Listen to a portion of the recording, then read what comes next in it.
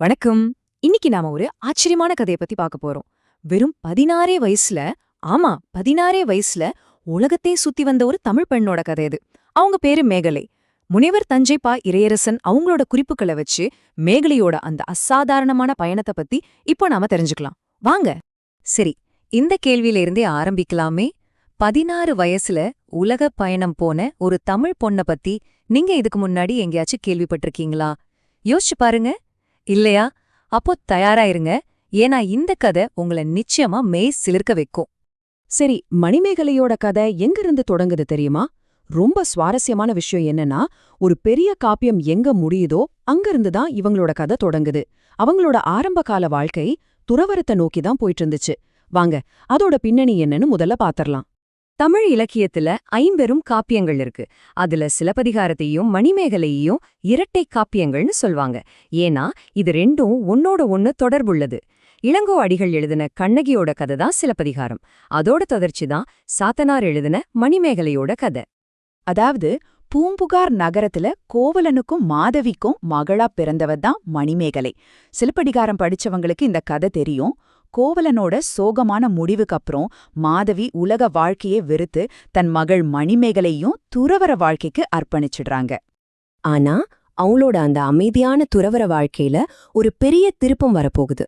அவங்க விரும்பாத ஒரு துரத்தல். ஆனா அது ஒரு தெய்வீக தலையீடுல போய் முடியுது. இதுதான் அவங்களோட உலக பயணத்துக்கான முதல் புள்ளி. என்ன நடந்ததுன்னா, ஒரு நாள் பூங்காவில மணிமேகலைய பாக்குறான் சோழ இளவரசன் உதயணன். பார்த்த மாத்திரத்துல அவளோட அழகுல மயங்கி அவள பின்தொடர ஆரம்பிச்சிடுறான். இந்த ஒரே ஒரு எதிர்பாராத சம்பவம் மணிமேகலையோட வாழ்க்கையோட போக்கியே மொத்தமா மாத்தி போடுது. இங்கேதான் கதையில ஒரு பெரிய ட்விஸ்ட் நடக்குது. அந்த இளவரசன் கிட்ட இருந்து மணிமேகலைய காப்பாத்த மணிமேகலாங்கிற ஒரு தெய்வம், ஆமா அதே பேர்தான், அவள மணிப்பல்லவம்னு ஒரு தீவுக்கு கூட்டிட்டு போயிடுது. இந்த தெய்வீக தலையீடுதான் அவளோட அந்த பிரம்மாண்டமான பயணத்தோட தொடக்கமா அமையுது. சரி, அந்த மணிப்பல்லவ தீவுல மணிமேகலையோட தலைவிதியே மாத்த போற ஒரு அற்புதம் அவளுக்காக காத்துன்ருக்கு. அதுதான் அமுத சுரபி. வாங்க அதோட மகத்துவத்தை பத்தி இப்போ விரிவா பார்க்கலாம். அமுத சுரபினா அப்படின்னா என்ன? அது ஒரு தெய்வீக பாத்திரம். அதுல இருந்து எடுக்க எடுக்க குறையவே குறையாத வற்றாத உணவு கொடுத்துக்கிட்டே இருக்கும். ஆமா, நீங்க கேக்குறது சரிதான். அந்த பாத்திரம் தான் மணிமேகலையோட வாழ்நாள் லட்சியத்துக்கே மையப்புள்ளியா மாறப்போகுது. பாருங்க, அவளோட வாழ்க்கை எவ்வளவு வேகமா மாறுதுன்னு. பூம்புகார்ல இளவரசன் துரத்துறான், உடனே தெய்வம் வந்து காப்பாத்துது. மணிப்பல்லவ தீவுக்கு போறா, அங்க அவளுக்கு அமுத சுரபி கிடைக்குது. கொஞ்ச நேரத்துக்கு முன்னாடி துரத்தப்பட்ட ஒரு பொண்ணு இப்போ மத்தவங்களுக்கு உணவளிக்கிற ஒரு சக்தியா மாறி நிக்கிறா. என்ன ஒரு மாற்றம் பாருங்க. ஆனா இங்க ஒரு முக்கியமான விஷயம் இருக்கு. அந்த பாத்திரம் கிடைச்ச உடனே வேலை செய்ய ஆரம்பிக்கல.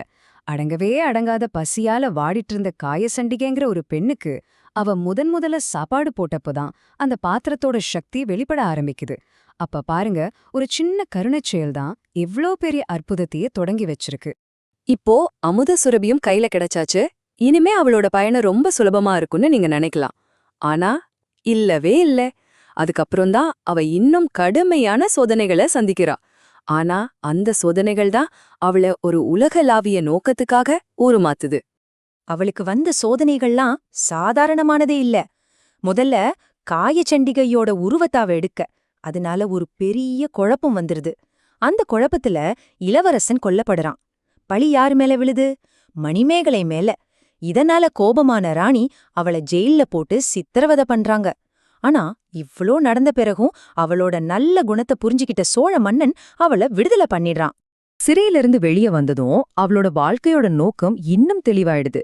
இனிமே அவளோட வேலை பசிய போக்குறது மட்டும் இல்ல, உலகம் முழுக்க பயணம் செஞ்சு புத்தரோட போதனைகளை பரப்பணும்னு முடிவு பண்றா.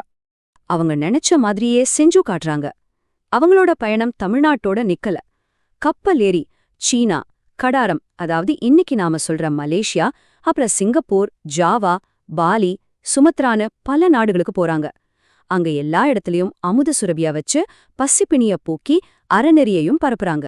இந்த ஒரு நம்பர், இதுவே அவளோட சாதனைக்கு பெரிய சாட்சி.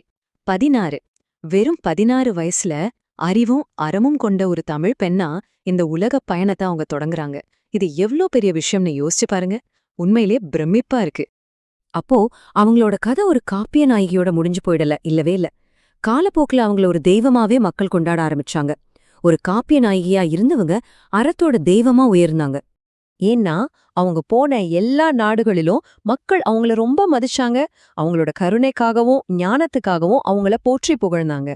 அவங்க வெறும் சாப்பாடு மட்டும் போடல, கூடவே அறத்தையும் போதிச்சாங்க.